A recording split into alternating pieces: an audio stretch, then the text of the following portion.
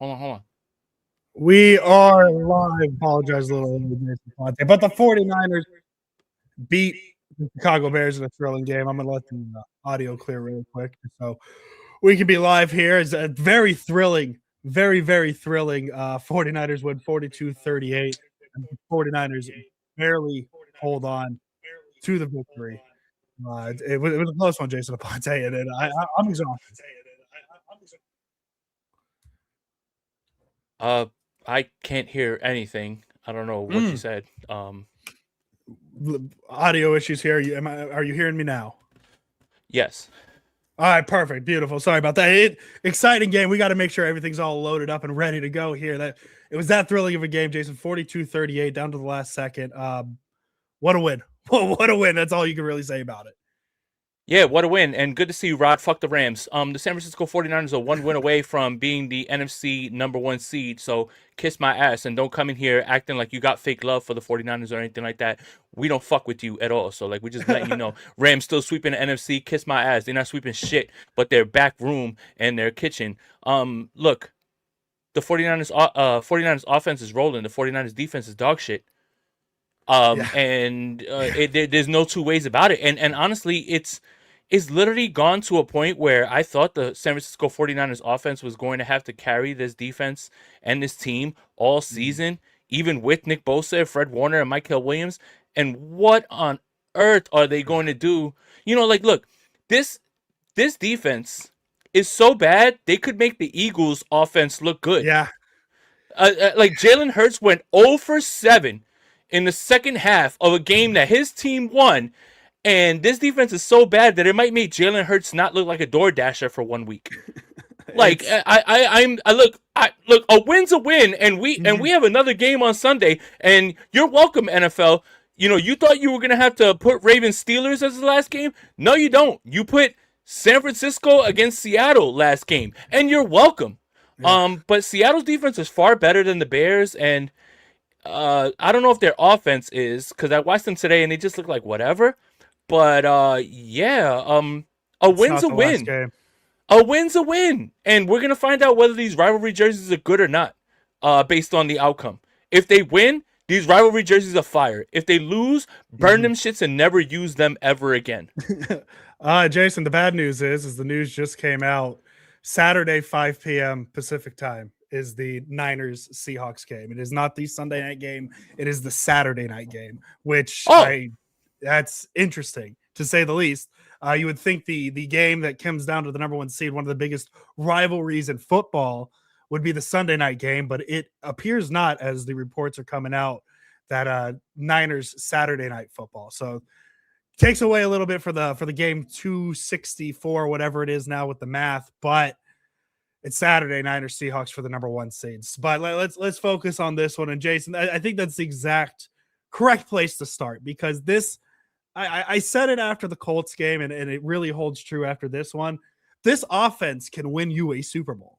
This offense 1000% can win you a Super Bowl. This defense can get you knocked out in whatever round your first game is. And that's a concern. That's not very good, because it's just so many boneheaded plays on defense, so many mistakes on defense, receivers running wide open. We talked about it with the Tennessee game, right? We kind of joked about which quarterbacks would miss those throws. Caleb Williams missed a good amount of them too. But the Niners defense is, for as exciting as the Niners offense is right now, the defense is just as concerning. Caleb Williams, and we talked about this, I think, a few weeks ago, because we didn't do, a Bears Niners preview, because, look, I'll show you guys. I just got out the hospital again. So if I'm not on stream, don't think that I don't want to talk with you guys. I'm really going through something that is really, really, really painful. But I've told you for the last few weeks, Caleb Williams is maddening and infuriating. You make the miraculous throws on the run down the field, and there's a wide open throw that's a layup, and you miss it by 12 yards. Yep. And that's what's so weird about everyone going nuts about him is, yes, I've seen improvements in terms of things that he can do out of structure, But when he has to drop back and literally get the football to guys, thank God that he missed on many of those throws. Yeah. Thank God. Like this isn't even my narrative to push. It's his own narrative. 59.6% completion percentage is something that if any quarterback, I don't even want to say Brock Purdy, any quarterback had, any quarterback, you'd say, holy shit, this guy stinks. But he makes the of the 59.6% of his completions, how many of them are big plays and plays at the end of games? But he's weird when it comes to that because there was so much left on the field and they scored 37 points, whatever the fuck it was, 36, 38, and they're leaving points on the field somehow. This was literally Ben Johnson versus Kyle Shanahan in who can call better plays, who can be the better play caller. And right now, this isn't even like glazing. Right now, and you're very happy with the way that Brock Purdy's played because five touchdowns in back-to-back games. I don't care if you're playing a high school team. These are things that have not happened. You know, Tom Brady has 3 in a row in the miraculous 2007 season, which they wound up losing the Super Bowl. Kyle Shanahan right now is on fire, and nobody is fucking with him as a play caller right now. To win this game and to score 41, Trent Williams played 1 play. Yeah. George Kittle didn't play at all. But you motherfuckers out here, and yeah, I'm going to get spicy because I'm having a good time. You motherfuckers out here want to replace Kyle Shanahan with anybody under the sun. You sound fucking stupid every single day that you bring all this up. Every single day that you bring up a name that is not Kyle Shanahan, you sound fucking stupid. And I remember all of you that said it was Ben Johnson. I remember all of you that said it was Ben Johnson. You think Ben Johnson will be able to get this team on the doorstep of the #1 seed with all these injuries? You sound fucking stupid. Just make sure that you look yourself in the mirror and say, I'm fucking dumb, and I don't know ball, and I am dumb. That's it. Go ahead, Andrew.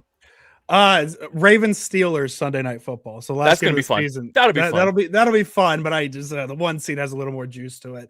But that's okay. I'm neither here nor there. That'll be fun. Hey, look, Saturday. That means we can pop up. Stress-free Sunday.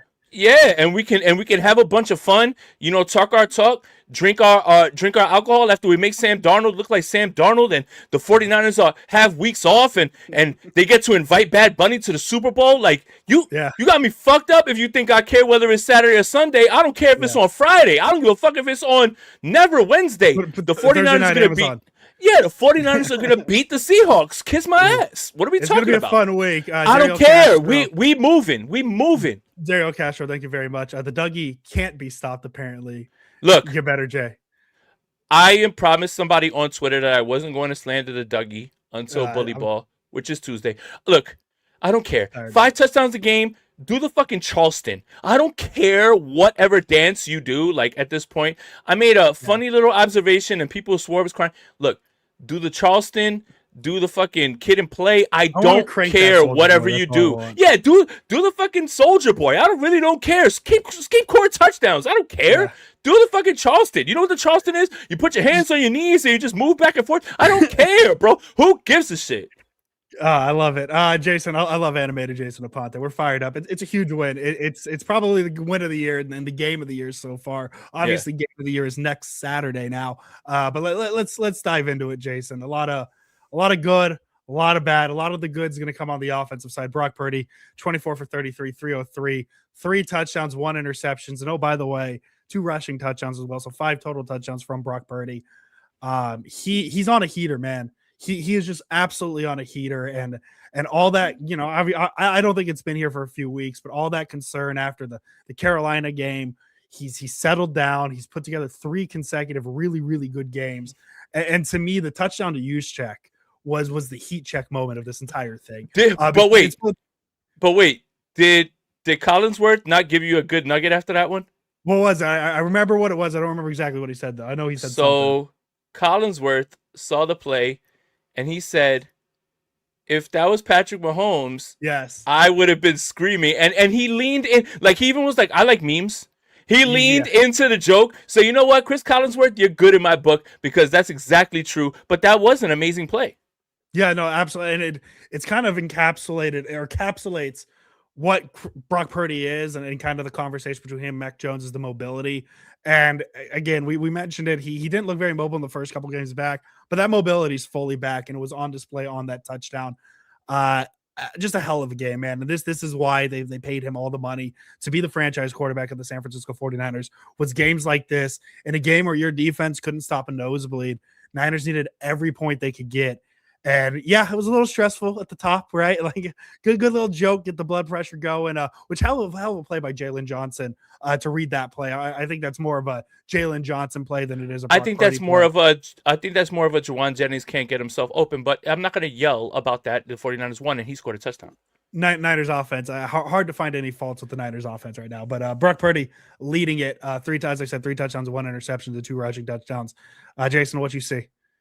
Yeah, I just saw Juwan Jennings being an ex guy trying to, it just was a bad route. Jalen Johnson's better than him, and that's the issue, right? Like, you just can't have Juwan Jennings at X. Like, you just can't do it. And that's not no fault of his own. It doesn't mean he's a bad player. It just means that he has a role to play.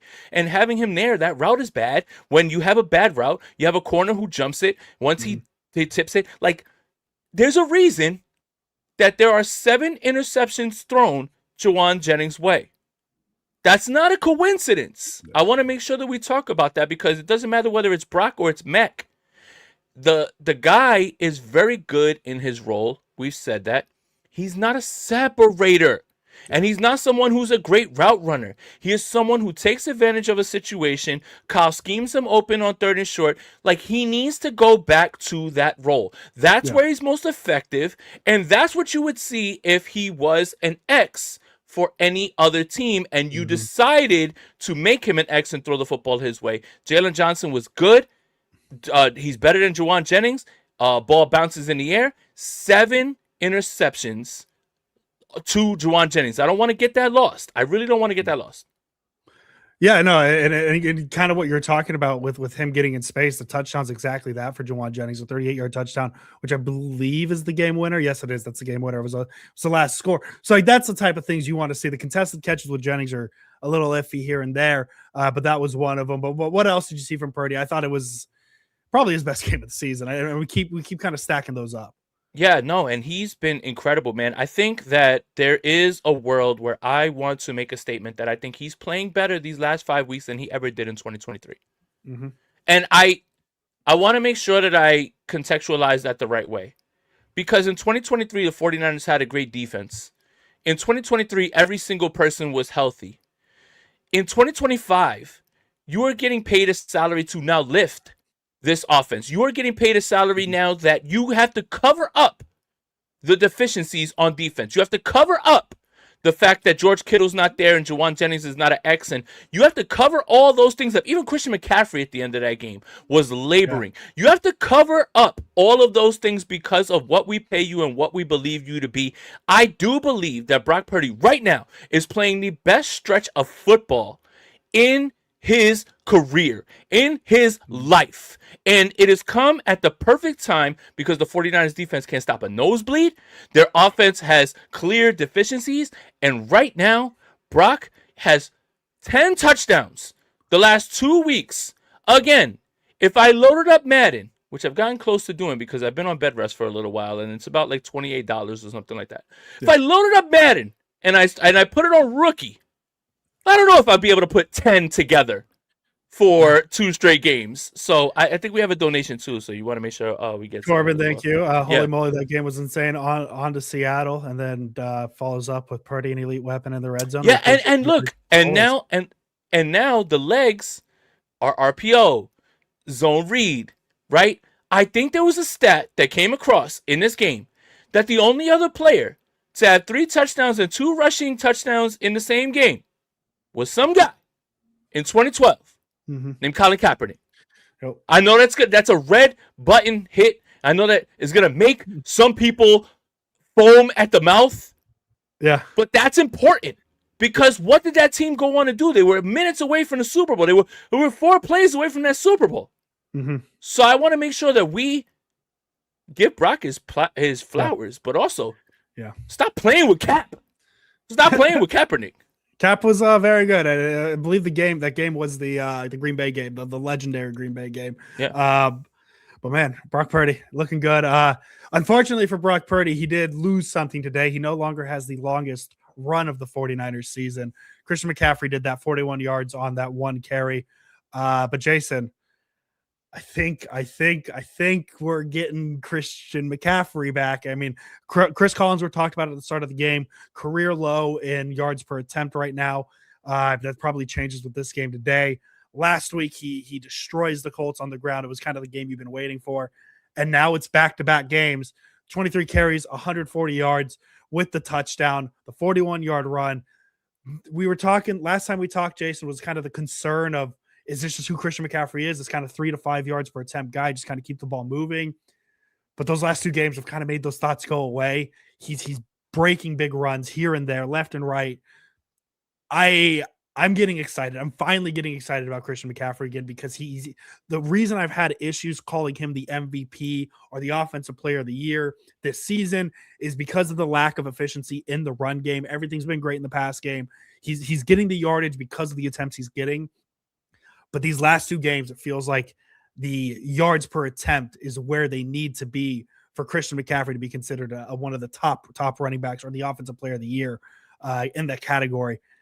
And we saw it again tonight. Christian McCaffrey, I don't have words for what you've done for the 49ers this season. Yeah. I literally watched Deebo Samuel in 2021 drag a 49ers offense to an NFC Championship game. And I fear I'm watching something very similar with Christian McCaffrey. The entire team on defense knows the ball is going to you. The entire team on defense understands your gravity. And what was really, really, really important was, and I'm not going to repeat this as my own thought. It was something that I had kind of been thinking, but I'm glad that other people have been saying it.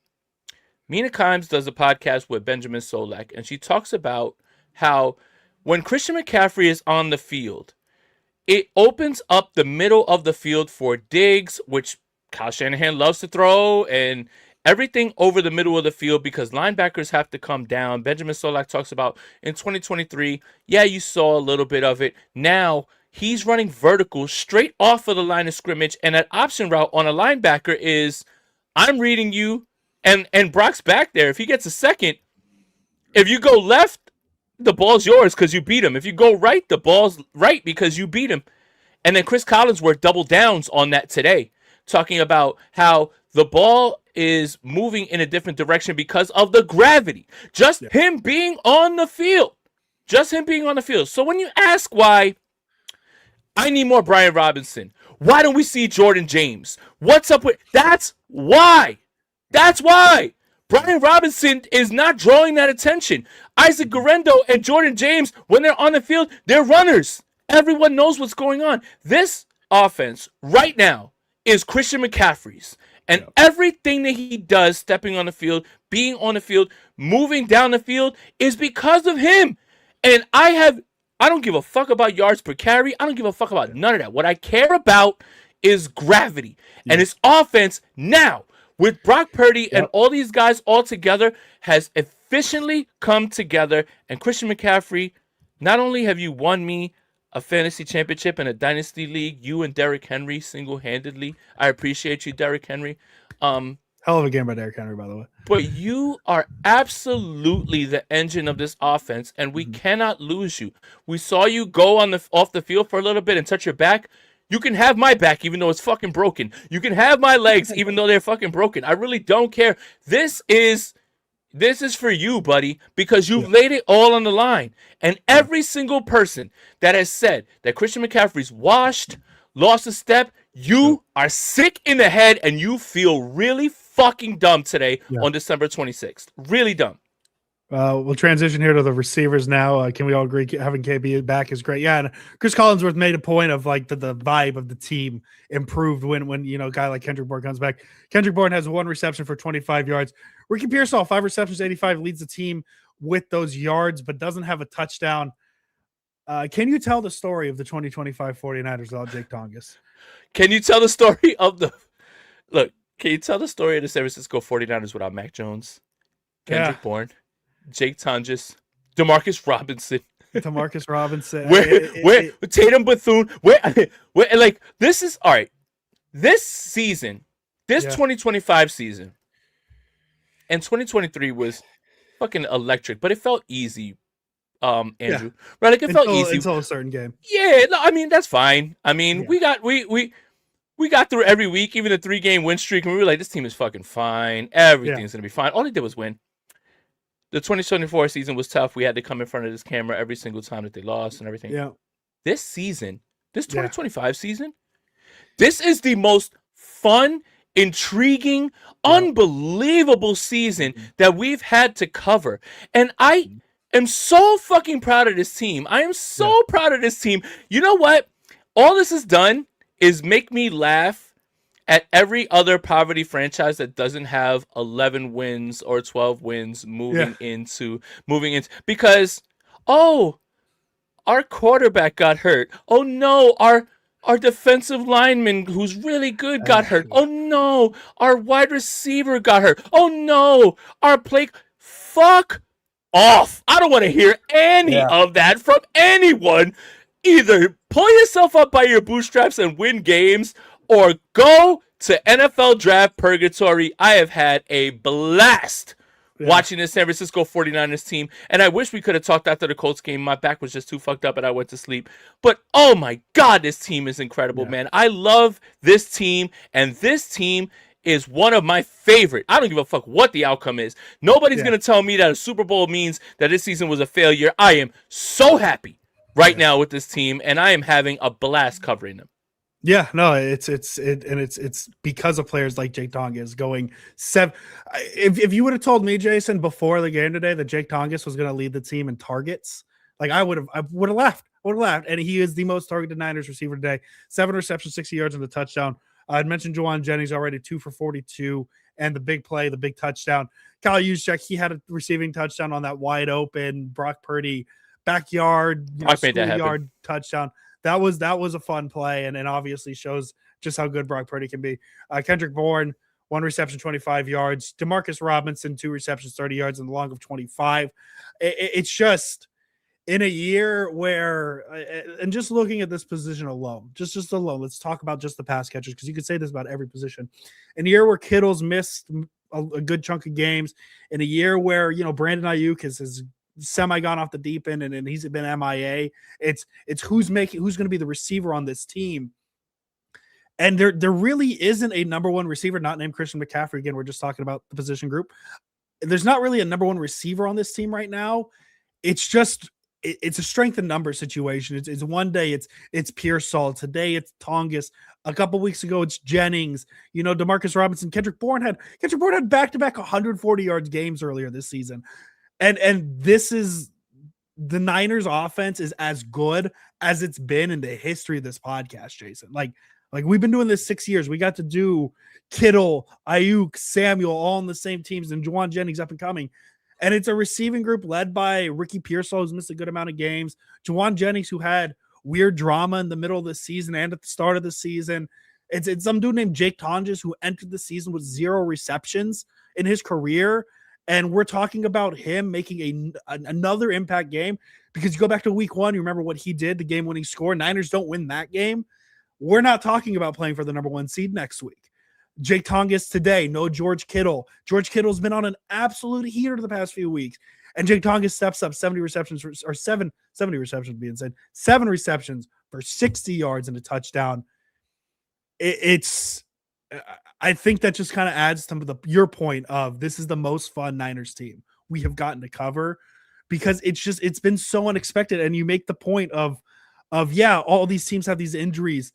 Go look at Cincinnati, how their backup quarterbacks do, and we get to talk about Mac Jones winning these games and all that stuff. And then if any team lost their number 1 pass catcher like the Niners had with Kittle, it would throw them off. But no, it was just kind of a mishmash of players. And then I mean, look where the Packers have gone, and look where the Packers have gone without Micah Parsons in 2 games. And I know they held this Bears team to 17 points last week.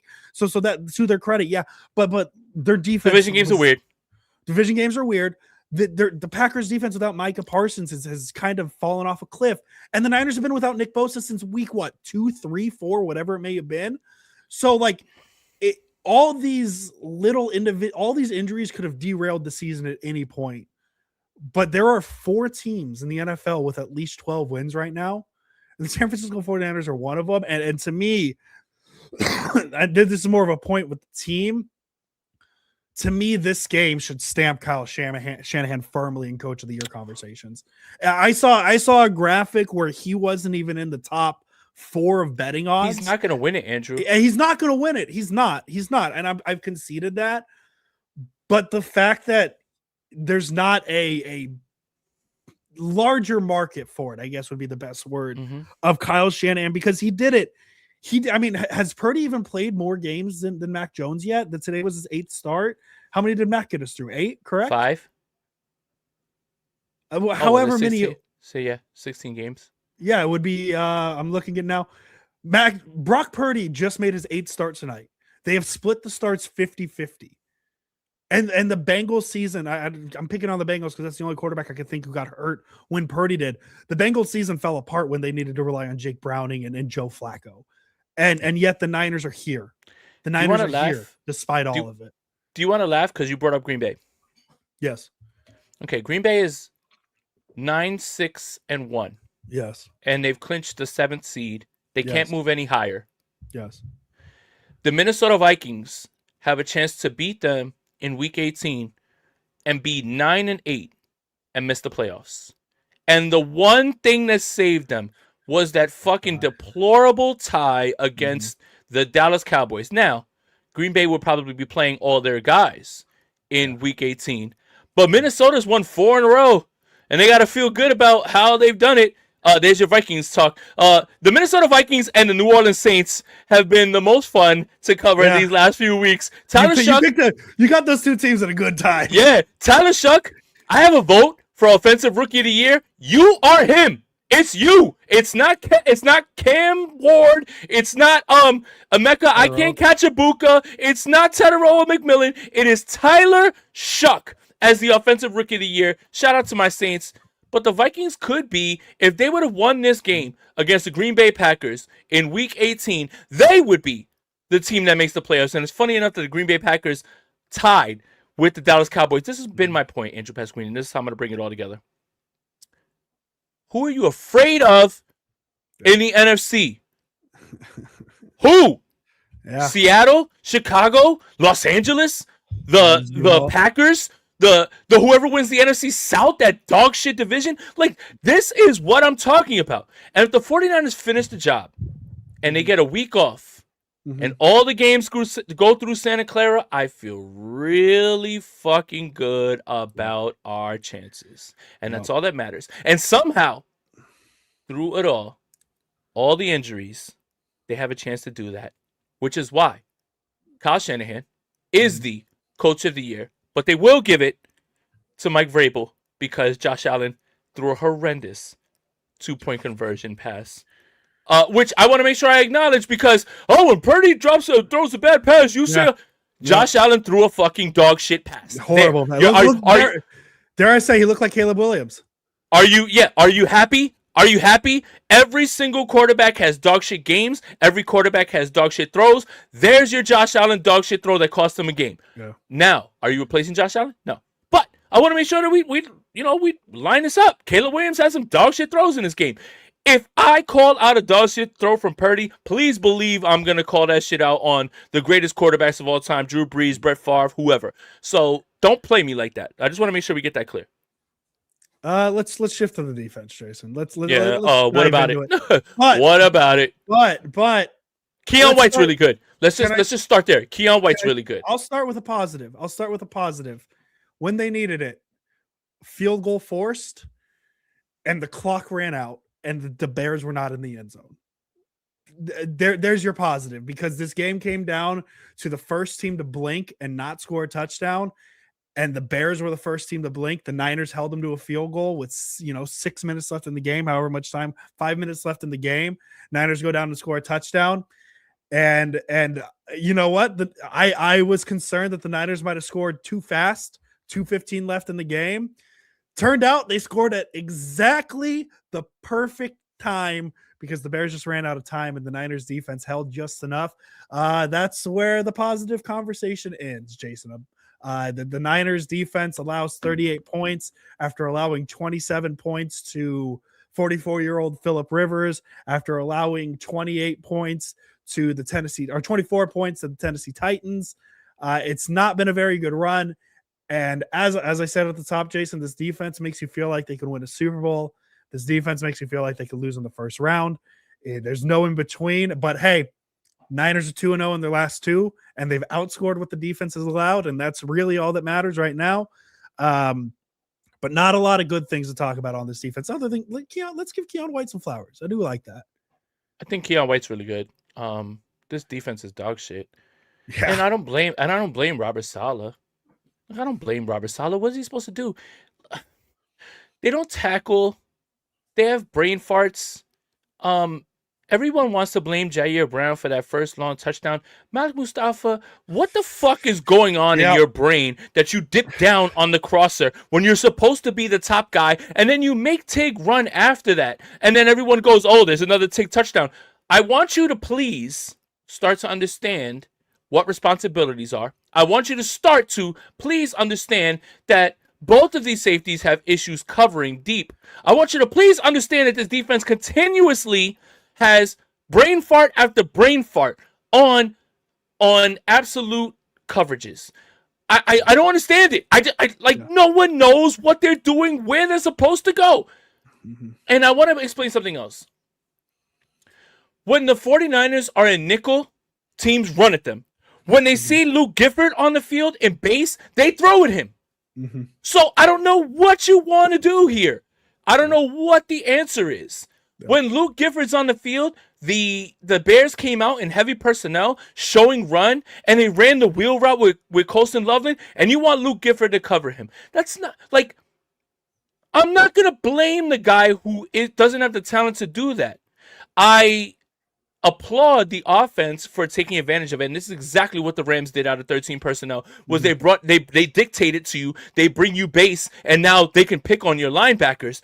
But I'm just simply talking about the secondary itself, man. I have been very hard on this secondary. I have been very hard on everyone. They threw at everybody but Lenore. But god damn it, man, can you start using your brain and start playing where you're... Look, I can feel better about giving up a play when a player is in position. I feel better about that because he did his job, and maybe that player is better than him, and maybe he just didn't make a play.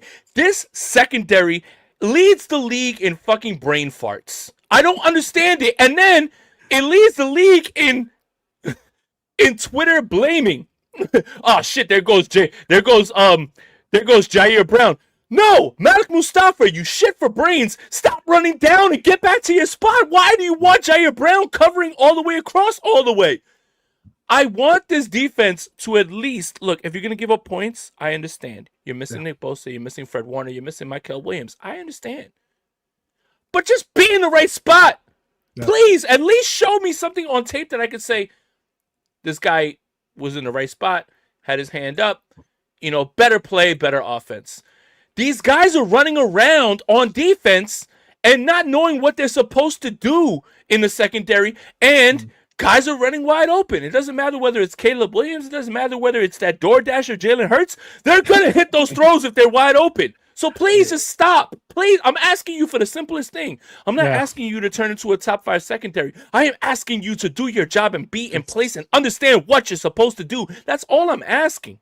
If I feel spicy, it's because I ain't spoken in a while, man. I'm really happy to just be talking about a win with my guy. Yeah. But I'm really pissed off about this defense. Yeah. They're like, there's no way that in a game where your offense scored 40 and gave them 7 on a pick 6, that we have to be sweating out a fucking win. Like, I don't understand. I don't understand. Who? Yeah, spin the pinwheel. Spin that'll calm me down. Where's the pinwheel? There we go. Can't even get that right. There we go. Look at that, Jason. You feel better now. No, but like the issue is, and like you say, we're not even asking for them to be a top 5. I'm asking for the basic. I'm just asking for the basic. I'm asking for a competent secondary, and like the big concern here is we say this defense is without Nick Bosa, it's without Fred Warner, it's without Michael Willie. You notice how we're not naming anybody in the second. I know they're without Renardo Green these last 2 games. Wouldn't have mattered today. It wouldn't have mattered, and it's the healthiest unit on the field. And honestly, Jason, man, I don't want to go back to this. I really don't, because I know how much people really like Talanoa Hufanga, and people take this as a slight.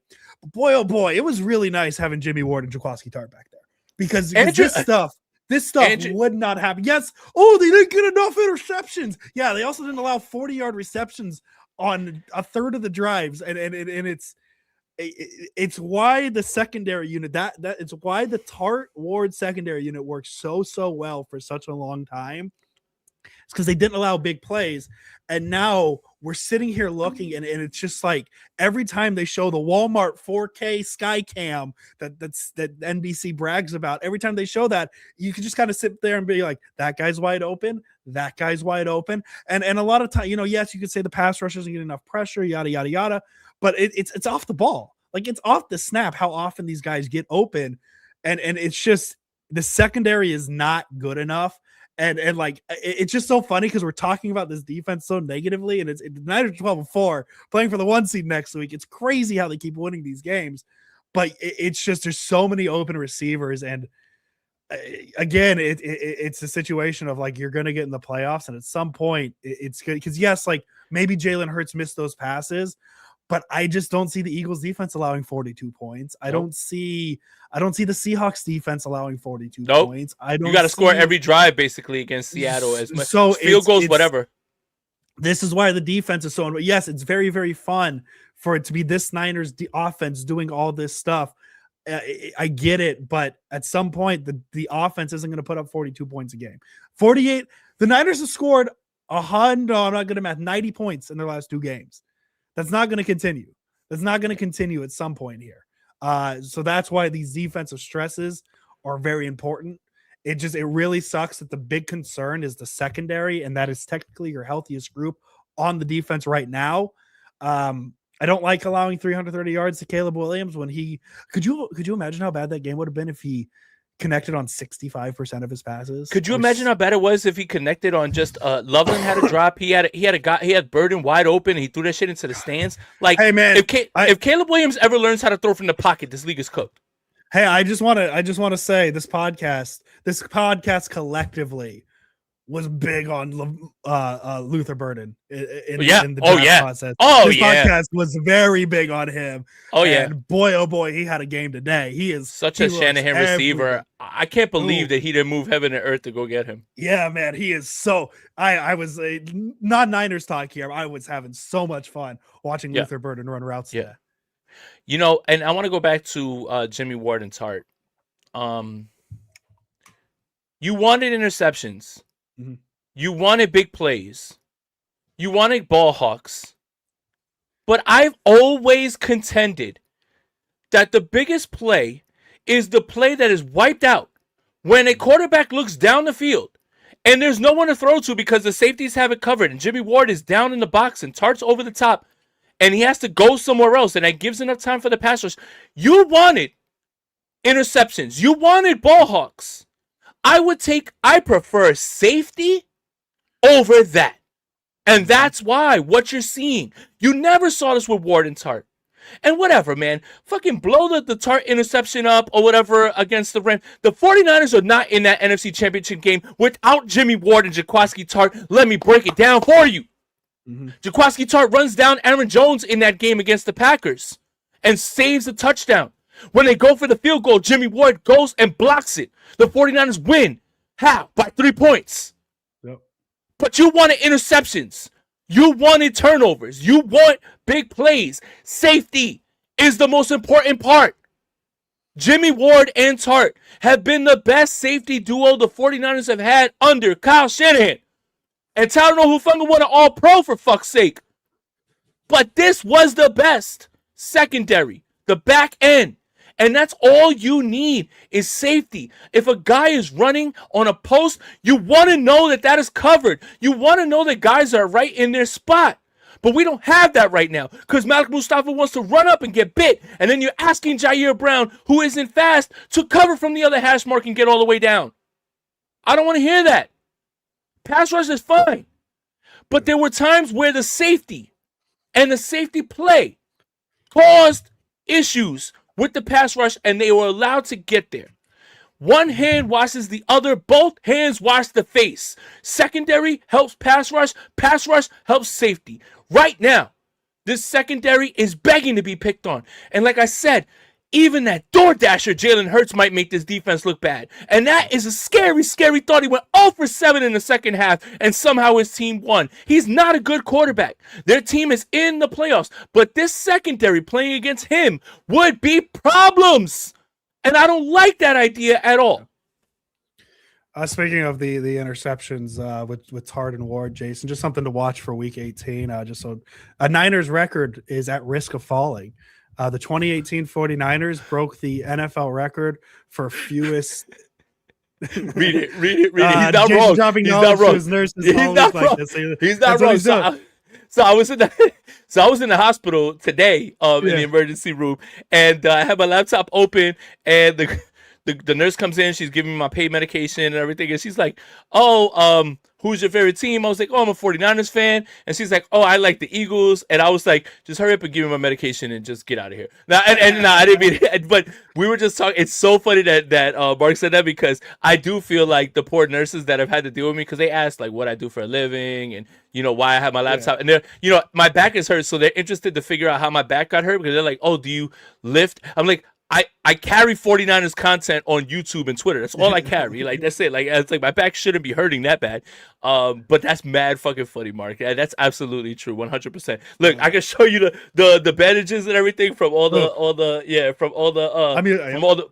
blood work and everything. And yeah, I've had conversations with the nurse. Like, I'm literally about to post that meme of the guy in the club talking in that baddie's ear about like whatever it is. Yeah, and it's gonna be me talking about Kyle has to win Coach of the Year. This defense is dog shit. Like, how is he keeping it together? That's mad funny.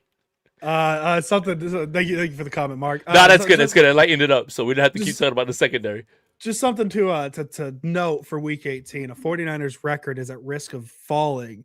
The 2018 49ers broke the NFL record for fewest interceptions in the season when they intercepted 2 passes.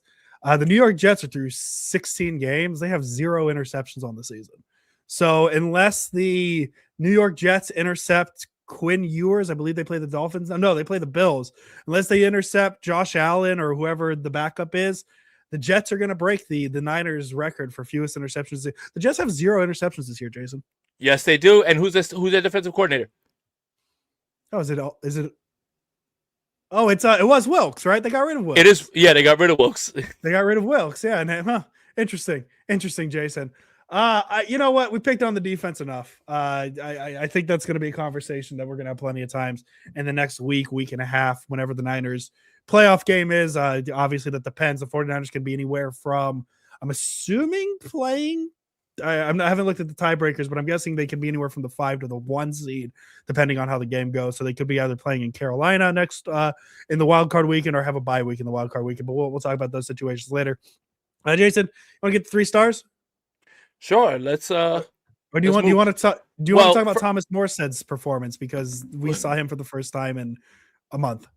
Before we get into the specialist, shout out to the 123 people in here. You got to drop a like on this. You got to drop a subscribe. And if you're watching afterwards, please hit that hype button. That helps us out a lot. Glad to be back. I'm trying my best to get back into the flow of things. I feel good today. If you want to say that we're not popping up when the 49ers lose, I haven't popped up when they won. That's how bad I've been feeling. So, you know what? I think it's very brave of the San Francisco 49ers to save their punter for when it matters down the stretch. Brock Purdy, if you think that he's not a selfless teammate, I want you to think again. He cares about the punter. It was starting to get to a point where, remember when people didn't see Matthew Stafford early in the year and they were trying to figure out whether he was alive? Yeah. On Twitter. Yeah, that's kind of where I was with Thomas Morstead. I just didn't know if he was like, a person. But you know what? Not punting is a good thing. Yes. But he's got a lot of energy, and we didn't even have to see Eddie P today. Like No. not one Oh, field goal. oh, hey, you know what? There was a spot we could have seen Eddie P, and that was a 4th and 3, I believe it was. But guess And the what? Niners went for it. Kyle Shanahan doesn't give a fuck about your analytics anymore. He's in his bag going for it on 4th down. You know why? You know what? Let's get this back on track. Because the offense is fucking unstoppable. And give me whoever it is that you want on defense right now if we can put up this amount of points. Seattle has a good defense. I just watched the Rams take them to the shed. The Panthers were fucking around with them for a little while. You know what? You know what's funny? Everyone wants to say, oh, the Avengers, Trent Williams, George Kittle, this guy. You know who's the Avenger? Kyle Shanahan is the Avenger. And that's always what it's going to be on offense. That's what it's always going to be, what you have to deal with. That's what you have to worry about, is that when Kyle figures you the fuck out, you're asked out. We knew that the Bears' defense was trash. We knew that the Bears were going to give it up. But he was absolutely going in his bag. He's been in his bag for weeks, and that's how the 49ers are going to win games, is good luck to your defense. Have fun trying to slow down this offense. Brock is playing well. Kittle will be back next week. Ricky Pearsall is making it through games. Juwan Jennings is sliding into his role. Christian McCaffrey is still that gravity guy and that guy that you need to worry about. This offense is what you need to be worried about. Fuck a defense. Can you stop the 49ers? How many of you? Which one of you? And don't all put your hand up at once saying you want to try at this. Nobody wants to see this offense right now. The Avenger isn't the players. It is Kyle Shanahan. Stop playing with my coach. And the next person that brings up the idea that he needs to leave, I need you to leave with your football knowledge, because you just don't get it. Got him, Jason Aponte. Let's do 3 stars. Let's Let's get to it. Yeah. My number 3 star, I'm going to go Jake Tongas. Man, I didn't expect him to be the leading target receiver for the Niners. He had 9 targets, 7 receptions, 60 yards. He has I believe the first touchdown of the game for the 49ers. Very first, big chunk play. It was a 3rd down and 7. Tongas got 18 yards. He goes down and scores a touchdown, but he makes the big play on the final drive. I believe it was a 3rd and 6. Tongas was the guy Purdy went to. The Niners get a first down, go down and score a touchdown.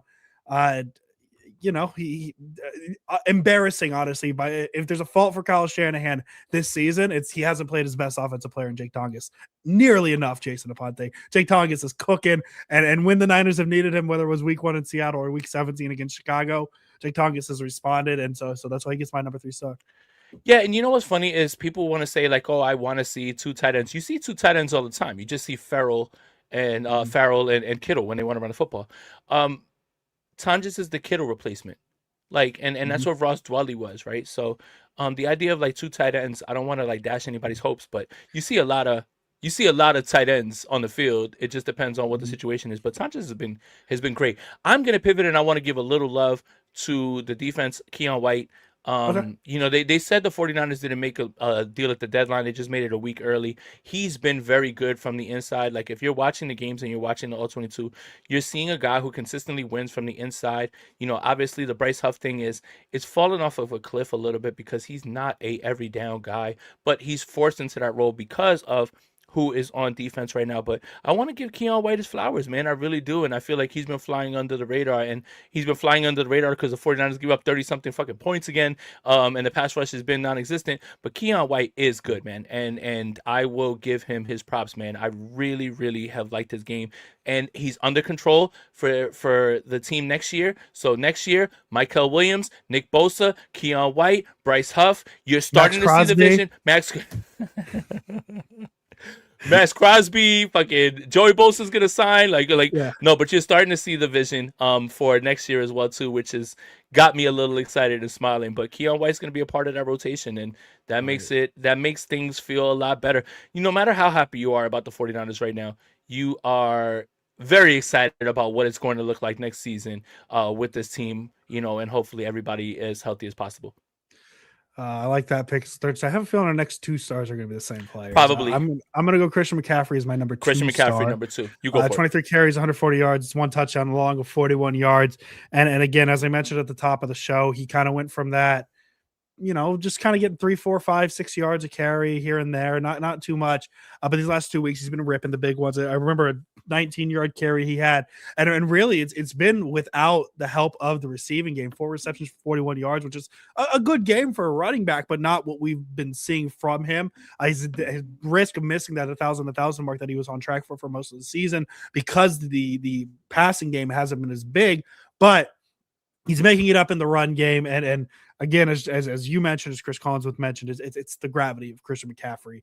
And that's really the key for him. And tonight was a big gravity night because, I mean, the final drive, I mean, Collinsworth was mentioning it, that Chicago had to put both linebackers on Christian McCaffrey. And they were dropping safeties down. And again, the attention that opens up the dig in the middle. Yeah. And so I'm curious when the all-22 comes out of how much gravity Christian McCaffrey focus brought to him, that it opens Juwan Jennings on the back end for the 30-yard whatever game-winning touchdown. So I'm curious. Scored too early, in my opinion. Scored at the perfect time. It ended up they scored too early, in my opinion, in the moment, but the Bears just ran out of time. And should have fell to the that 5. tells me, amen. But I like it. Christian McCaffrey, my second star. Christian McCaffrey is my second star as well too, man. There's never any metric or number that is going to show you the impact that you have on the San Francisco 49ers offense. I don't give a fuck about yards per carry. I don't give a fuck about efficiency, any of that. What I'm talking about is gravity, what it means for this offense, what it's been able to do every single time he moves in motion. The defense is impactful by it. They're impacted by it. They have to move. There is nobody who will ever be able to say a bad word about Christian McCaffrey in front of me, man. This guy just continues to lay it all on the line, man. He's made it basically all the way through the season. He fought through that back injury. I know that massager. I've been using it a lot. I know what exactly he was like going through right there, but he finishes the game. His gravity is more important to this offense than anything. I talked a lot about Kyle. His play calling is great. Brock has been great. Without Christian McCaffrey, none of this shit makes any sense right now. And right now, he is the MVP of the 49ers this season. And he just... I don't know what else to say, man. You are just that guy, man, and you made it through the whole season, and everything as well. So I'm just glad that you're shutting people the fuck up, especially people in this fan base who just talk so much shit about him based on training camp videos. Yeah. Jason, number 1 star, 3, 2, 1, Brock Purdy. I'll let you go first. Look, man, when you're paid a certain amount of money, you're expected to do different things, right? When Brock Purdy was the last pick and he was on a rookie draft, contract, a rookie contract, you kind of just felt like, man, this guy is overperforming his contract and we're so lucky. And he was great. And in 2023, he got MVP votes because he deserved all of them. And the 49ers were minutes away from a Super Bowl. In 2025, your defense is shit. In 2025, George Kittle isn't playing the game. Brandon Ayuk hasn't stepped on the field and won't ever step on the field again for the 49ers. Christian McCaffrey's working through an injury. You have Jake Tonjes. You have Juwan Jennings at X, who really is like having a hard time getting separation. Ricky Pearsall leaves this game with a little bit of a limp. This is what your $53 million quarterback is supposed to look like. And I hate to change the expectations. I really hate to change the expectations just based on contract, right? But the 49ers believed in him enough to give him that contract because of games like this. Yeah. When things are not going your way, you are expected to be the difference maker that changes that. And that's what the Buffalo Bills have been fucking living on. Every single season is, yeah, our defense is shit, but Josh Allen's got our back. That's what the Chiefs have been kind of living on. Patrick Mahomes is still there. We still have a chance. I'm not comparing him to those guys because that would be very unfair. But I do believe that Brock Purdy is showing you right now with this contract that he can make up for certain deficiencies. He can, lift this team up. And that's all you're asking for. You're just asking like, hey, man, when things are not right, when things aren't going well, can you lift us? And Brock Purdy's just been doing that, man. And again, he does it one more time. He gets a week off. He can fucking Dougie, do the Charleston, do the John Travolta dance. I don't care what you do the entire week, or I don't care what you do after touchdowns, but you won't have to leave the crib for a while, and you get a chance to really do something historic. But Brock Purdy has been incredible after the first half of the Carolinas game. Yeah, I don't know what else I could add to that. It's just 10 touchdowns his last 2 games. And the Niners have needed literally each and every one of them. I guess last week they scored 48, won by 20 points. So I guess maybe not each and every one of them. But today they needed each and every one of them. He was so generous that he even gave the Bears a touchdown. He gave the Bears 6 touchdowns, 11 touchdowns his last 2 games. Kind of crazy to think about it. But it's we are seeing, and at least in the history of this podcast and even extending before the podcast, because I mean, we've not seen this level of quarterback play from a 49ers quarterback not under Kyle Shanahan. Not under Kyle Shanahan, that's for sure. And it's what he's able to do with his legs. It's absolutely everything he's been able to do with his legs. And tonight that was on show. And he scrambles, gets 2 touchdowns with his legs. He scrambles, he finds use checks. The way Juszczyk caught that ball, by the way, it was almost like he got lost in watching the play, and then it was like, oh yeah, I'm like wide open, like a touchdown, cool, thanks. So it's hard to discount what Brock Purdy's done, and it's really to a point, Jason, that I'm very curious to see how many MVP votes he gets. Not that matters, because there's really no runaway MVP. And you'd be very hard pressed to find a quarterback who's played better in the last month than Brock Purdy. I'm not sitting here saying he's going to win MVP. I'm not sitting here trying to say what. I think Stafford wins it. I think Stafford wins it, but there's no. Drake May threw 5 touchdowns today, though. Drake May is in the conversation. Like, there's no runaway, and so I'm curious if Purdy's last 4 games gets him some votes. Like he finishes like 10th or 9th, like way down there, but somebody throws some votes at him because he's. If you're talking about value, because like, yes, the Niners won a lot of games with Mac Jones, yada, yada, yada, but the offense has taken a step in these last, 5-6 games or 5 games. It's been something special to watch. And if we're getting in this situation, Jason, of like, is he peaking at the right time? Like that's the area of the season. That's all that he needs to do. So yeah, Jason, here we are. So, if Brock Purdy's going to get some votes, then Christian McCaffrey deserves. Yeah, absolutely. All the. It's a quarterback. It's just a quarterback. It is. But if let's just say Brock Purdy gets 10, Christian McCaffrey deserves 20. Yeah. Just based on he's been the one who's been the constant driving force. Like guys have left this lineup over and over. He's the only one who just continues. Like, how you said, how we've been saying all year. That was the hardest 100-yard scrimmage game we've ever seen. That we've literally said that 5 and 6 and 7 times for Christian McCaffrey, man. So while I agree with your point wholeheartedly, this offense doesn't go without Brock Purdy. And I think, anybody who had an inkling of, hey, let's stick with Mac Jones over Brock Purdy, you've got to kind of like take that take and like, write it on a paper and eat it. Have fun shitting it out later. But yeah, that was a really bad take. Like it just was, because Brock does lift this offense. That's why they did pay him. And credit to Mac Jones, because he continued over and over to say, this isn't my team. This is I'm here to be the backup. I understand. Good for you, bro. Yeah, and I'm glad that you know. But yeah, there's some respect that needs to be thrown Brock Purdy's way. Brock Purdy, obviously, has the injuries, and we just want to keep him healthy for a whole season. But my God, man, he's been so great this season, following those interceptions against the Carolina Panthers. So, yeah, man, shout out to him. Well, here we go, Jason Aponte. 12-4, 13-3 Seattle Seahawks. It's exactly how we drew it up. I want to go back to our prediction show. I really do. I want to go back to our prediction show, and I want to look at, what we were doing when the schedule came out and where we were. I feel like we were sitting at 12-4 right here in this spot, just not in the way that we thought it would. No, absolutely. I don't think anybody could have predicted this, how it got there. Always right. What is it? Not always. What is it? Not wrong. Just early. Yeah. Yeah. Here we are. Week 18. Niners Seahawks. NFC West on the line. Number 1 seed on the line. God damn it. Sounds familiar, doesn't it? God damn it. I'm just going to enjoy this one because now it's a short week. Well, it's a short week, but everybody gets to sit at the crib. The one thing that you're very nervous about is that Trent Williams won't play in this game, and I dislike that I dislike that a whole lot. Austin Pleasance was fine, but they were giving him a lot of help to that side, and when they didn't, that guy at 94, he was fucking everywhere in this game, man. Just stop. I don't have the roster in front of me. Just stop. Baxter, I think his name is. Just stop. Booker. Yeah, just stop, bro. Like, enough, man. We see you, but fuck, man. I really wanted this. I really wanted this and this last game, against Seattle to be like, hey, if the Niners win, they move to like number 3 or Yeah, I know. like God damn it, man, the number 1 seed on the line. Like this is all over again at this game, but this is it, Kyle. Sleep in the building.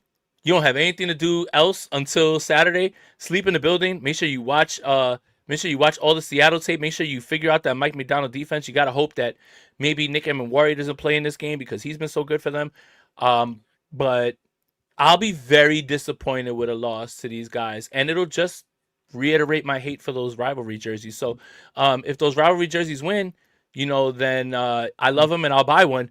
But I'll buy one. I'll buy one. I'll match you. I'll match you, Jason. Yeah. If the Niners win Week 18, we will both buy a rivalries jersey. The same jersey? We could get different. We can get whatever player you want. If I want a Thomas Morstead.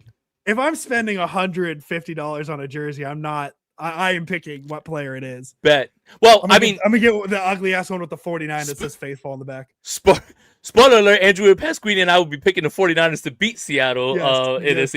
If they win, we will have a week off. I will save my coins, and I will make sure that I have one of those jerseys delivered. Andrew and I will get to which players we will choose. Yeah. Maybe one on offense, one on defense. But the 49ers finish the job, and I will buy one of those jerseys and wear it on that entire week while we dance on Seattle's grave while we have a bye week and everything as well too. It might be hard to pass up the potential of a Mac Jones rivalry jersey. Damn. What's crazy? What's crazy is I sent out a tweet when they said that they were gonna wear it in week 18, and I was like, Mac Jones throwing to Demarcus Robinson for 4 touchdowns is going to be electric. And people were like, are you saying that everybody's going to get hurt? I was like, no, I was going to say this game doesn't matter. I was like, you guys are thinking the worst, but this game matters a lot, man. And here we are. I'm kind of glad that this game is on Saturday because we have a faster week. Like, let's get to it. I don't want to be and I'm tired of Sunday Night Football. Can I ask you a question real quick? Just real quick. Which is the worst opening song for any of the nationally televised games? Is it Thursday night? Is it Sunday night? Is it Monday night? And why is the answer yes? Thursday night at least rotates. That song sucks. That Shabuzi song sucks. And there's it is a Shabuzi song. And he is completely out of the lexicon of artists who are good because he stole Jaquan's song and now nobody remembers him. That song sucks. Now go to the Sunday night one. Just really quick, Jason. The only jersey available right now on Niners.com for the rivalries is a size small Brandon Ayuk rivalries jersey. I'll tell you this. Timu's got all the sizes. Oh, that's true. That's true. And I'll get it quick. My father bought a 94 throwback Montana jersey, and he was so excited to show me, and I was like, Dad. I was like, nice jersey. Can I say this? That the best part about the Sunday night song isn't the actual song itself. It's after Carrie Underwood ends and it goes into the dun dun dun dun dun. Okay, so that song sucks too. That feels like a big game song, and I like that. That song sucks too. And then the Monday night song with Snoop Dogg and that white guy, that song sucks. That shit sucks. I kind of controversial take. I feel like time's gone. I miss the Hank Williams. All my rowdy friends are ready. Easily better than that. Yeah, that's the best one. And what's fucked up is the 49ers are going to have nothing but nationally televised games for the rest of this time. God damn it, man. I can't stand it, man. Why? What did I do to deserve this? Per up the stats, the Bears are the first team in NFL history to score 35 plus points, score a defensive touchdown, have no turnovers, allow no sacks, and yet lose the game. Hold the L. I'm really happy. The reason that I'm really happy is this. Last season, my son was born the day before we beat the Bears. Or he was born the day of, technically, at 12 midnight. And I remember holding him and looking at his mom, and I was like, God damn, the Niners by 40 over the Bears in this one. And they rolled them. I remember the year before. And it was game 1 against the Bears. The monsoon. And Trey Lance started. Yep.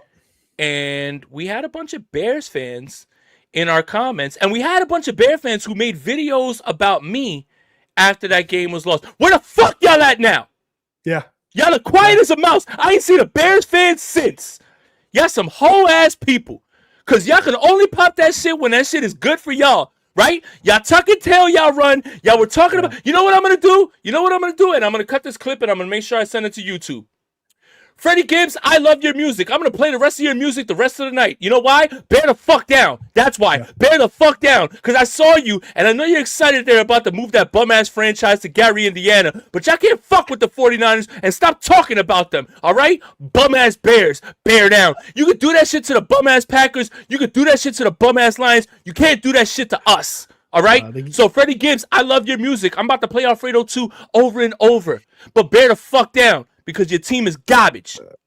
The Gary, Indiana reference is very good. That got me. That's such a weird situation. But Jason, we're locked in. Saturday night, 49ers Seahawks season comes down to this, or not the season, but the playoff seeding, number 1 seed, a bye week, home field advantage through the Super Bowl. It's all on the table. No better way to have it, really. With such a meaningful rivalry game coming down to this. But Jason, that'll be it for the instant reaction of the 49ers Bear. Once again, the Niners beat the Chicago Bears by a final score of 42-38 in a back and forth slobber knocker, as good old JR would say. Yeah. But the Niners pull it out, and now it comes down to this. It comes down to Saturday night, Niners Seahawks. Jason Aponte, as always. Let's go Niners. I'm having a blast this season, and you guys should be too as well. Yeah, let's go Niners. Bamp. Bamp. Bamp.